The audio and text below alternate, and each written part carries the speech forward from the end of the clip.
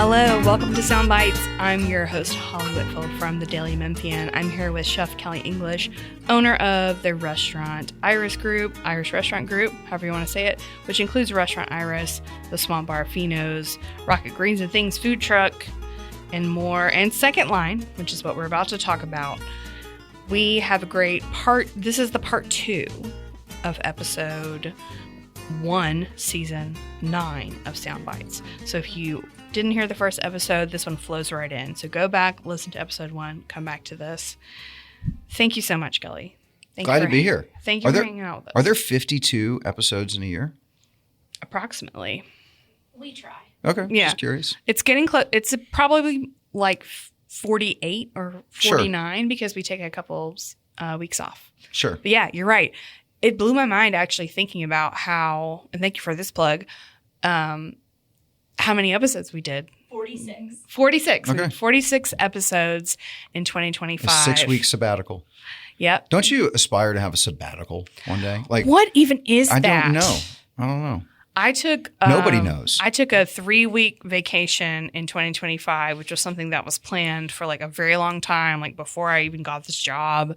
And it wasn't a sabbatical, but I was in a really good mood the whole time. So I don't know what that means about I think it'd be really funny working. if you looked up sabbatical in the dictionary and there was no definition. It was just like question mark. Yeah. Yeah. A joke vacation from job. Ha ha. Well, we're not on sabbatical today. Nope. We're here for our second episode of 2026. This is Sound Bites. Don't laugh at me. This is the Daily Memphian's weekly food, drink, dining podcast.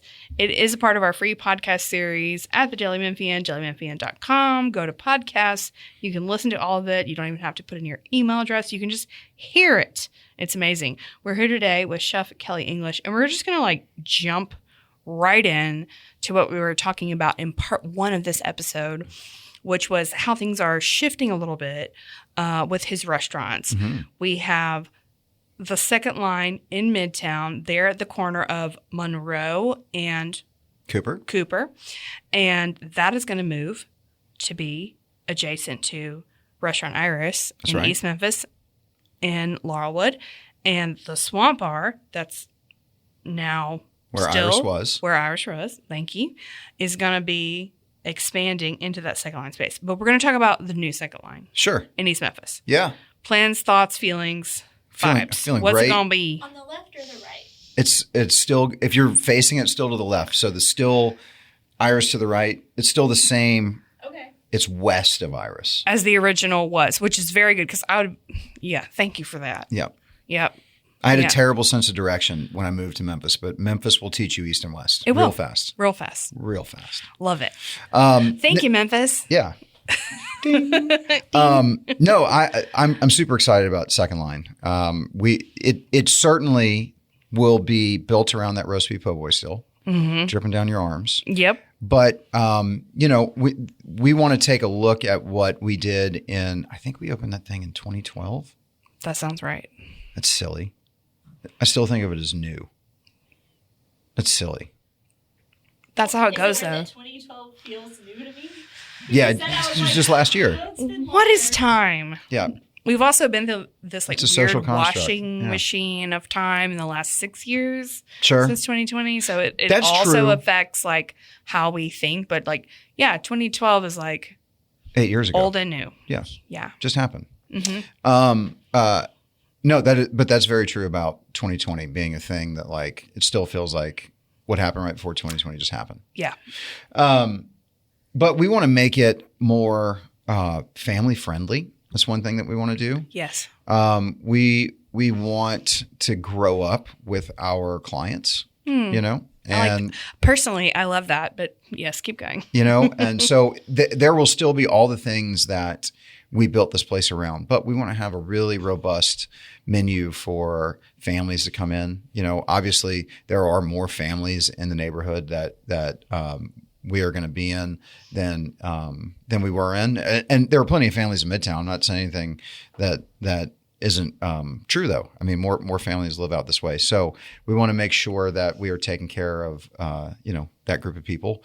And as someone who is a new step parent, I really like to have places that I can eat, Yeah. that my kids can eat, and we don't have to go somewhere else after. It's important. For whether it be for me, for them, or for whoever. Maybe sometimes you want to have That's right. whatever it is they're having. That's correct. What is their order? My kids are sophisticated, man. Yeah. Like they bake. They bake. They bake? They're 10 years old. Is it twins? Twins. Okay. Sorry. Yeah. Boy and a girl. William and Vivian. They're the Okay. best. But they will, I'll come home and they will have made macarons. And I can't make a macaron. And I have no interest. It's hard. Yeah. You got to drop that pan and Ugh. all that stuff. No, I'm not doing that. But we really want to grow up with our clients. That's what we want. One thing we want to do. That's one of the reasons that I think that we're making all these moves and where things are. Has nothing to do with I'm a Midtowner. I moved here, and I've lived in Midtown until I got married a couple of years ago. And the only reason that I moved away is because the kids live in East Memphis. There's no reason to uproot them. But we think that if we really critically look at what each neighborhood really wants, we think we're making the right moves to leave the Swamp Bar where it is and put a salad food truck in Midtown. Yes. And hit the gas with Finos in different ways. And Iris and Second Line makes sense in East Memphis now. It does. So are you going to expand any more space, or are you going to take the space that you kind of have now? It's a whole new space. Okay. Yes. It's about. I'm imagining people listening are not sure. So I see. My apologies. So we have leased the bay to the west of Restaurant Iris, and we're connecting them. So it will be one kitchen, just like it used to be. We can watch everything come out of one kitchen.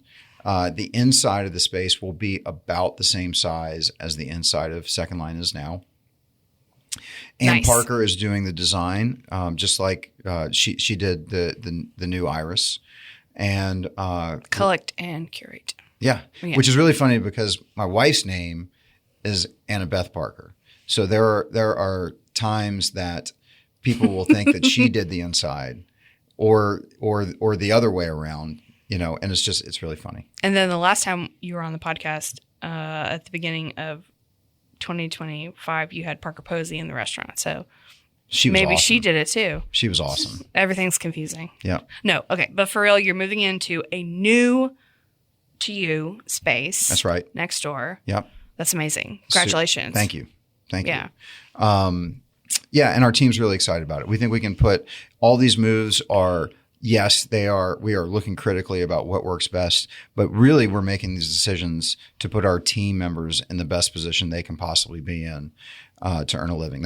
Talking about the pandemic, that Yes. is one thing that really changed in the way that I view what my role in this world is, and that is to put people in the best position they can be in to earn a living. I'll never forget the day that I laid 71 people off.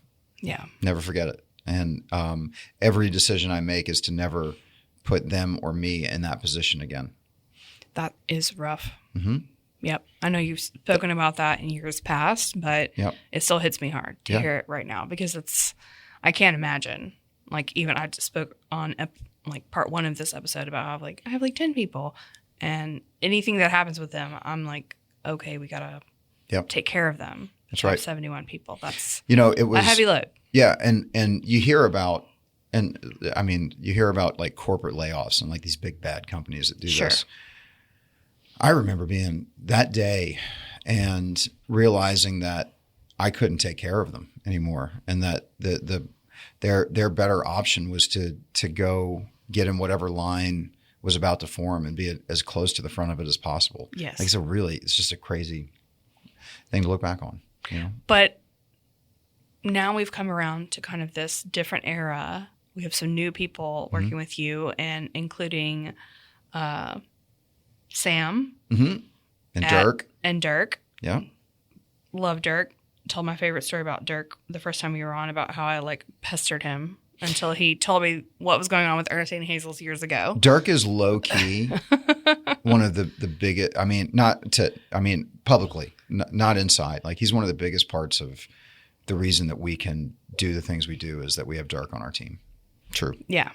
Yeah. He's clutch. I could tell that Mhm. already. And he has a ton of experience. But Sam is going to have, do you know about, I'm sure you do, know about her residency at Bar Limina Oh, yeah. coming up in January. Yeah. Well, I didn't know it was happening. I saw Josh's post about it. I love Josh.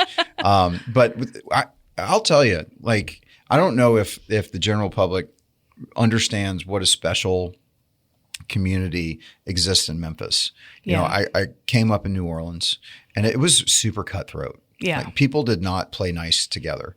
And one of the cool things I think about Memphis and the restaurant community is that we all understand that nobody is coming to Memphis for just one of us. And we all have to like lock arms and lift each other up on the way. And I just think it's an amazing place. I don't think there are many places like this city where people that are in such heated and direct competition for every nickel, dime, and dollar will do things like we do here. Yeah. So she's having a residency at Bar Limina, and I think that's like, I mean, that's it. Go to Bar Limina, have her drinks. What are the dates? Do you have the dates on that? No, I think it's the 18th to 19th. He's got a January. few of them coming up. Yeah, he's got several Memphians. Like, originally, I think the concept, and he was on the podcast in 2025 at some point, was like kind of having people from out of town. That's right. But now this month in January, he's got Mary Oglesby and Paul Gilliam from all their bars, Cameo and No Comment and so forth. And then he's got Sam Reeves from Swamp Bar and someone else from Memphis. And I'll put that in the story on dailymemphian.com. Josh and I are going to do a red beans and rice pop-up at some point too. We've talked about it a lot, but we just haven't. We always get people to share a little bitty secret on sound bites. That sounds so amazing. Yeah. That's so delicious. Yeah. Okay. I'm going to jump into kind of like the real quote unquote random questions I have, because I just feel like you have a good perspective on them based on what you share on social media and what I know about you. Okay. I'll say that one for a minute. Okay. I'll save the second one for a minute. Doozies. These are big. These are doozies. Okay. Believe it or not, this one's not the doozy. What should they do about Barbecue Fest? Oh, man. We have Smoke Slam, and then we have Memphis in May World Championship Barbecue Cooking Contest. As of today, when we're recording this, Memphis in May is receiving applications for their competition teams. Smoke Slam has not opened them, although they're historically like a couple of weeks apart. So what do you think they should do? I mean, I know that you don't, as far as I know, you're not on a team or don't have a team. I have no interest in competitive cooking. Okay. I cook every day. Yeah, that is competitive enough. Yeah. Yeah. But what do you think, like, from your, like, as a Memphian, put on your Memphian hat, who knows about food? Sure. What should we do? Why do we have two? Is it good? Is it bad? Should we do it? As of January 6th. As of January 6th, when we're recording this. No, I think that I do think that competitive cooking has a place for people that want to do it or that don't have to do this every day of their lives. Of course, yeah. It's mostly people who don't do it every day. Yeah, for sure. The beat Bobby Flay people, right? Like that braise short ribs every day, and then Bobby Flay's got to go in there and cook short ribs against them, or pot roast or whatever. But there are also people that do this every day that are on teams. I know like Patrick Riley is on a team, and The Hard Times guys. Yeah. Yep, they have a team, and I'm sure they have a ton of fun. It's just not what I want to spend my time not cooking doing. Yeah, and of course. I went for the first time last year to the Smoke For Slam. the first time? Yeah. Ever? Or just to the Smoke Slam? Any of them. Okay. And I was a judge at the cocktail competition. And it was great. It got weird, but not like in a drunk way. I didn't get weird. I don't think I got weird. Other people would have to be a judge if it got weird, I guess. Maybe it got weird. The cocktails got weird. The cocktails Some of them got were great, weird, but they got a little weird. Look, I judged a grilled cheese contest at the High Tone some years ago, and that got weird. Well, so like, and it wasn't, I mean, because of us, it was like the grilled cheese. Like, I'll tell you my what's biggest happening? fear. One of my biggest fears is when I don't know why I laughed at that, but I do want to know. well, people, and I get it. They want chefs to be the judge of some of these competitions. And chefs just want textbook versions of whatever it is. And my biggest fear is like when I go to I don't know, let's say that someone was having an etouffee contest. And then That's a bad one to invite you to. Someone throws a Hail Mary and puts like some weird ingredients and like you're looking at it and there's like some things that just don't belong in there or like you can't like identify them. It's just, I got to eat that. Yes. And no one's going to tell me what it is because it's got to be blind. And it's just like gross. I don't want that. But you also don't want to have. Yeah, it's happened. You Yeah, also don't want to say that it's gross. I can't. Yeah. I can't. Because it might not be gross to somebody, but it's not the thing. No. It's not the item that you're trying to judge. That's right. I'm trying to remember right now. There is some kind of, maybe there's some kind of French. It's not gumbo, right? Mm-hmm. It's like if we were going to make a French version. Bouillabaisse? Maybe that with like duck and it's like white and pot au feu? Yeah, something like that. Pot au feu. It's one of those. A blanquette? A blanquette. I don't know. I was just joking with someone about how like, what if you showed up to the Raging Cajun Crawfish Gumbo contest and you were like, well, this is the blanquette, and like, just out-fancied it's everyone? It's not really gumbo. But I was like, we got to rebrand it. And it was like, this is Big K's White Duck Gumbo. And then maybe people would like it. Big K's. Big K. Am I Big K? No. Sorry. This got cut out. Listen, this got cut out of the first episode, but my boyfriend's name is Keenan. So I was like, hey, Keenan. But I was talking to Kelly. And so like, this actually was a conversation I had with him about I'm going to get an apron what with he Big would K do. What he would do if he was put in this gumbo competition and he would make some like beautiful like French whatever. And I was like, well, we're going to have to rebrand it like Big Canaan's White Gumbo, White Duck Gumbo. I don't know what we're even talking about right now, but this leads me into my next thing, which is also insane. We were talking about the barbecue contest. We're going to come back to it. But really what I want to know is that, okay, you moved to East Memphis. You moved restaurant hours to East Memphis. Now you're moving second line to East Memphis. I personally moved to East Memphis, and people were horrified. When I told them, people like actively retched. They were like, oh my God, I can't believe you've left Midtown. Natalie did not. And I was like, yikes. I feel like I lost my street cred. Yeah. Yeah. And I'm like, well, do you want to sponsor me to buy a home in Midtown? Because I would love to purchase a home in Midtown. That's not in my portfolio or whatever. I don't have a portfolio. But like, that's really what happened. Like, I needed to live in a house. I needed to be nice. And that there was in East Memphis. So we got it. And I moved from Midtown. Then people were like, ugh, I can't believe it. And I'm like, I mean, I live by the Dixon. It's not that far. Like, I don't know what you think is going to happen to me now. But did you get any of that? Sure. But also what you were saying earlier about how like we're all growing up and like I know about 6 people who have also done what I've done in terms of like moving and buying a home. And it's just like, I'm sorry, it's about real estate. It's not about culture. But not all of them have podcasts, right? And here we are. So now we get to discuss it. But like, yeah. Of which I've never listened. I've never listened to a podcast. Not even sound bites? I think I've listened to the ones I've been on a little bit to make sure I didn't sound like a buffoon. Not that I can do anything about it at that point. I did my best. Right. No, you did great. You kept me from looking like a buffoon. But no, I've never. Natalie helps us a lot. I've never gone on to Spotify and flipped on a podcast. Never. I mean, I didn't for a very long time, but then now I'm in it. I'm in it, but I'm very particular about it. Do you feel smarter from them? Do you feel like you get other people's perspective? Do you feel like you've gotten bad advice? I'm going to ask all the questions before you can answer All them. right. Number one, I don't feel smarter, really. Okay. Maybe I feel more informed about some things, which I think informed is smarter, 2 different things, as you know.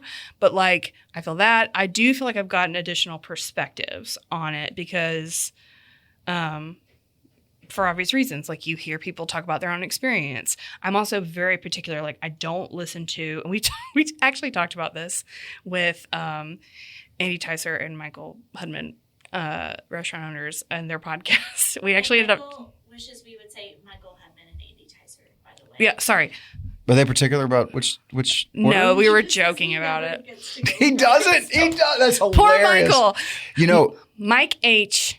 and some other guy, Andy T, were talking about podcasts. Yep. And So Andy and I, this is true. Andy and I worked together before Michael and Andy did. We worked at this restaurant named Buffalo Cafe in Oxford, which is a carbon copy of Mortimer's. The same family owned it in Oxford.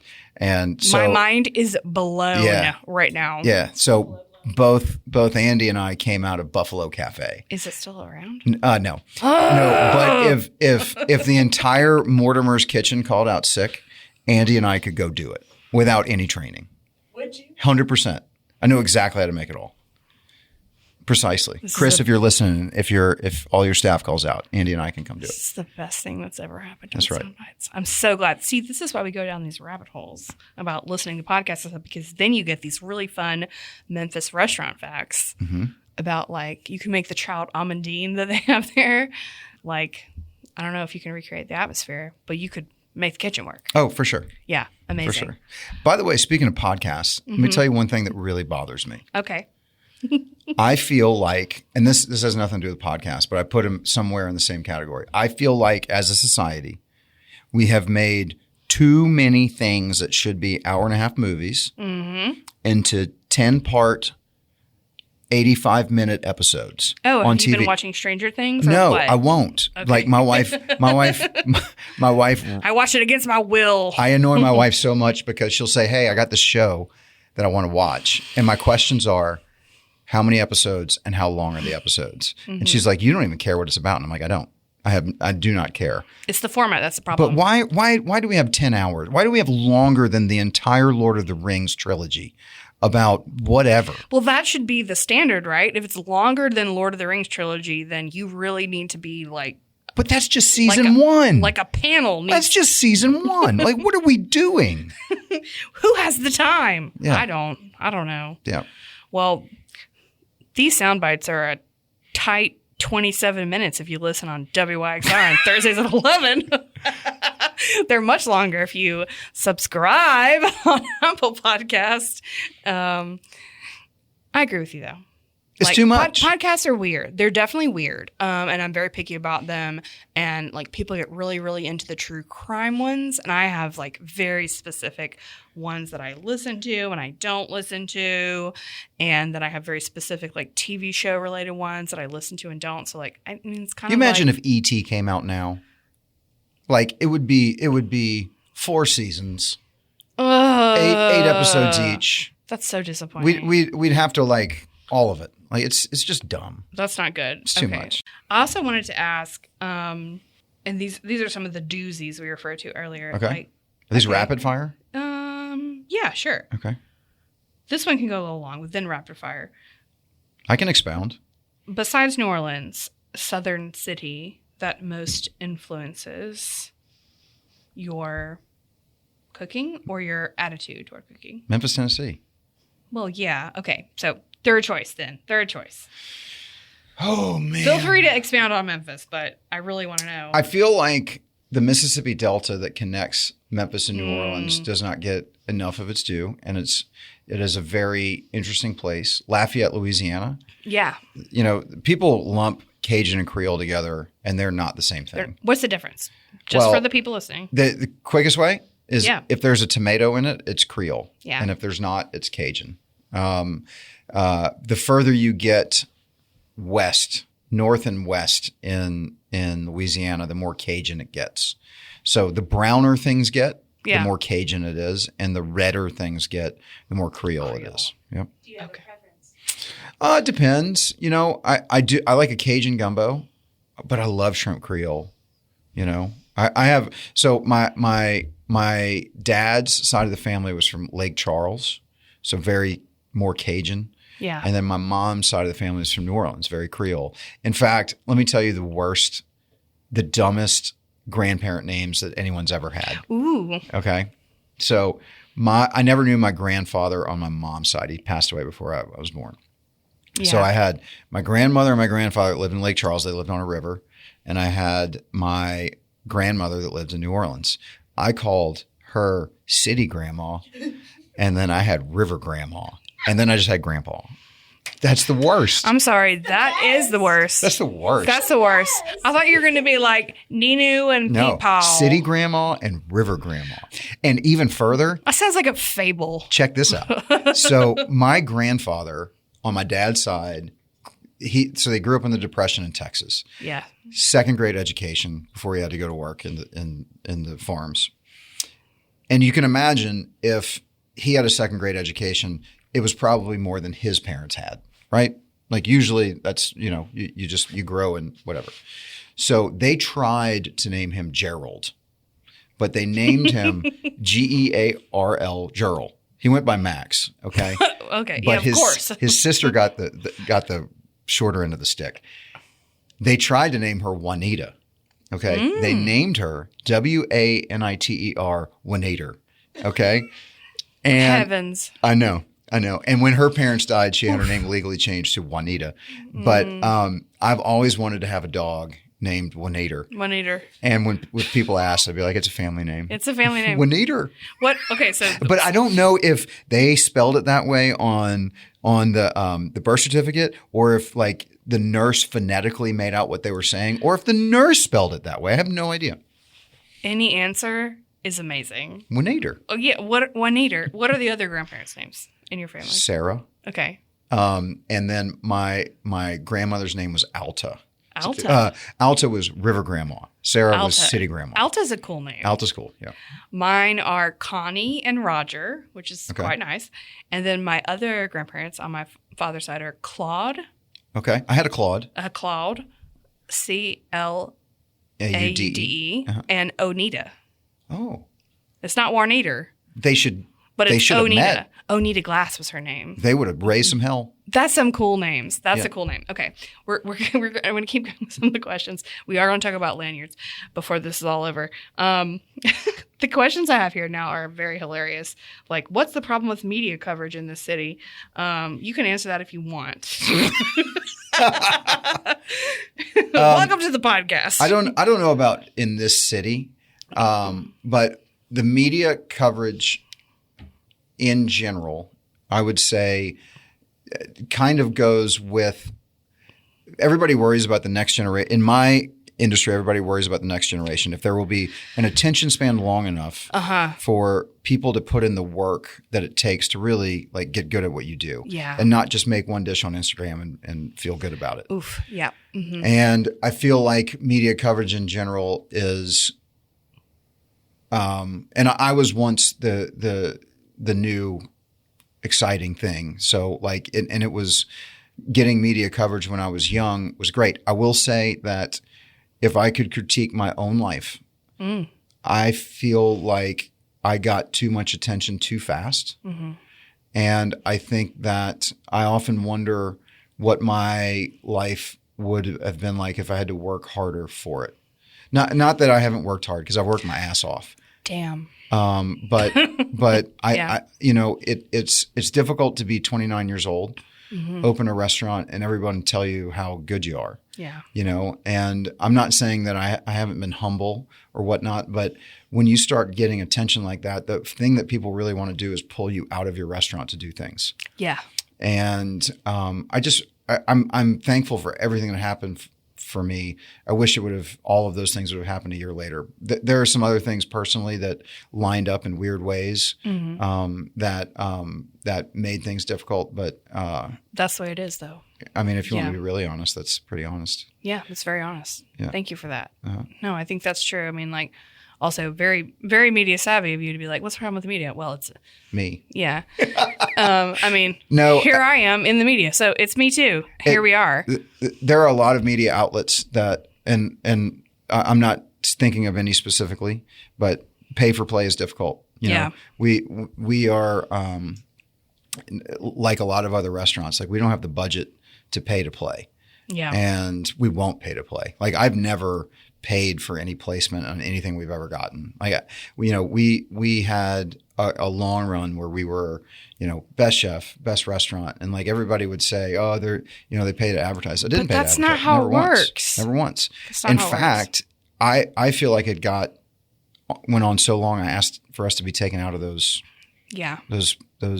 running for those things, because I just think it's dumb for, one person or one restaurant to be able to do the things that we were doing. And Well, it's like every time you get a Reader's Choice voted award like that, then you're going to have the backlash of the people that don't believe it. That's right. And at times that backlash becomes louder than the original thing. But then that also perpetuates to like the next year. That's right. And name recognition on a voting ballot. So it's just, it's the same thing as politics is happening. But yeah, I love this. This is my favorite kind of conversation, or like in depth. I have maybe 2 more. Yeah, sure. Just quick. Saturday food demo. Yes. Is that still going on at the Iris? Yeah. I don't know what the date is. Here, let me see if I know the date of the one we have. We can also add it into the show notes. They are so those are really fun. We once a month at Iris we do a Saturday luncheon. It's at 12:30. You get a cocktail, 3 courses, and a cooking demonstration at them. We always focus on an ingredient and a beverage ingredient that will be used in the food and in the cocktail. They get tons of fun. So like we'll put tomatoes in cocktails or butternut squash. It's really, really, really fun. 2 of my favorite ingredients. I do not have January's on my calendar. But they happen. They happen, and they're once a month, and they're $55. It's fun. For 3 courses and a drink? And a demonstration. I don't think you're charging enough. Yeah, wow. That's a good deal right there. Well, I do – it's lunch. Yeah. And I think that there are times that we get branded as one of the most expensive restaurants in the city, and that is not it's not cheap, but no, we are not one of the most expensive restaurants in the city. Go to any of the other chain steakhouses in the city and compare the prices. It drives me nuts to hear when I hear, this or that restaurant's the most expensive. When we give you a complete dish and we're using the same caliber of steak that these places are making, and we charge you less, but there you get steak on a plate. And nothing else. And if you want to get a spinach or a potato, heaven forbid, because you're going to pay another $13, $13 to $17 for that one. Pisses me off. Yeah. Well, that's my thing. And they employ Memphians. I'm not against the team or anything, but We're against the criticism that's not true. That's right. If you didn't hear it, Natalie Van Gundy says he's against the criticism, which is not true, that they're the most expensive restaurant, when you can actually get a steak at his restaurant and many other nice non-steakhouse restaurants that have like steak, sides, and other things for much less than you're going to get at the traditional sort of steakhouse, of which there are a few local ones in Memphis that are great, and there are also many chain ones. Yeah, and I'm not saying they aren't good. I'm just making notes. Yeah, I'm not saying they aren't good, and I will never bash a small business restaurant, but chains, bring it. There's a bunch. Okay, we got to talk about lanyards. Why were we making fun of lanyards? Is it because you got one while you were judging a food contest? What was the lanyard thing? No. I mentioned that my son plays with the lanyards from Le Bon Appetit. Okay, so coming up in June. Yes, benefiting Le Bonheur Children's Hospital. A fantastic event. And our co-hosts this year are Sarah and Arturo from Good Fortune. Yep, they will be the hosts of the late night portion. It's going to be a ton of fun. They're amazing. They're great. Great folks from Good Fortune co-hosting that event. That's amazing. Kelly. You can get your tickets at lebonappetit.org. lebonappetit.org. There you go. But you have to get a little lanyard when you attend. And it's a big lanyard. It's a big lanyard. Well, a lanyard with a big thing hanging off. Nice. Yeah. Big. Wow. There are a few words, and I used to remember what all they were, but lanyard is one. Like you can't say it and be like, hey, has anyone seen my lanyard? Like that is how everyone says that word. Hey guys, welcome to the Cool Podcast. I lost my lanyard. We're going to talk about lanyards today. That's what it sounds like to me. And here's a story that's going to incriminate me further. When I was doing the I Love Memphis blog and I got invited to all these things, which was a part of my job, which was just work. It was really fun, but it was also work, so don't get the wrong idea. But I collected a huge number of these lanyards at different event lanyards, and they were I hung them all on a closet doorknob in my house. And at some point I looked at it and I was like, what is this? Why did I do this? Why is this here? So if you want to have a New Year's resolution, Yes, I did that. It's like the iPhone box. I grabbed. You gotta get rid of it. Gotta throw it away. It seems so nice, but it's not. It's not. You don't need it. It'll haunt you forever, just like your lanyard collection. But you should get this lanyard for Le Bon Appetit coming up in June. And then get rid of it. And then get rid of it right after. Or let your kid play with it, whatever. Yes, if you have a child or anyone that really likes it, they can play with it. The wisdom you have imparted during this 2-part episode is invaluable. I feel like we really made some Chef Kelly, progress. I feel good. Yeah? I feel like I'm ready to tackle the year now. We talked about resolutions in part 1. We talked about new plans for the second line's new location. It's not closing, it's just moving. Because let me tell you what, people will not read the whole headline. Like, we've written a headline that was like, this restaurant is going to move to a different place. It's going to close here and open here. And everyone's like, why is it closing? Right. It's fine. Also, it's hard. To the places that do close, of which we've closed restaurants, and people are like, oh no, it was my favorite place. Was it? Should you have gone? If you have the means to go, should you have gone? Spicy. Should you? I think you should.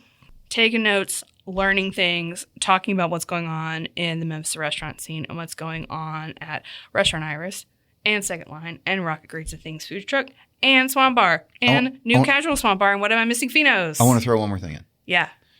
January is tough on restaurants. Yes. You should go to a small business restaurant this month. I know you probably got a resolution and you want to spend less money or you want to lose weight, you want to, whatever it is. All these restaurants really need you. And it's not just the owners. It's the wait staff. Yes. And it is the kitchen that needs those hours that, it's not like we make a ton of money in this business. The restaurants are built to make 3%, which is a dumb investment. It's a terrible, stupid, nobody would buy a stock that makes 3%. Nobody would do it. So I beg you to go out and support restaurants that are important to you in this month. And we have a lot of options that we have can tons fit of into options. all of your resolutions. Every restaurant is special to someone. Yeah. Every single one. Yeah. So you could still keep all your resolutions. Sure Go can. to different restaurants. We all have salads. Try something new. Yeah. Like a salad. This can be a win-win. Yeah. It's great. Thank you so much. Thank you. Thanks for having me. Absolutely. This is Come to the new Second fun. Line when it opens before Mardi Gras, which is February 17th this year. It's really early. Fast. I know. It's going to be a cold Mardi Gras down there. Breaking news again on the sound bites. Okay. We'll report on that. Yeah. For sure. Thank you again, Chef Kelly English. Please tune in to Sound Bites on WYXR Radio, Thursdays at 11. Listen wherever you get your podcasts. Listen at dailymemphian.com. You can just hit the little play button and listen for free. And that's really it. Thanks again. Cheers to 2026. Hotty toddy.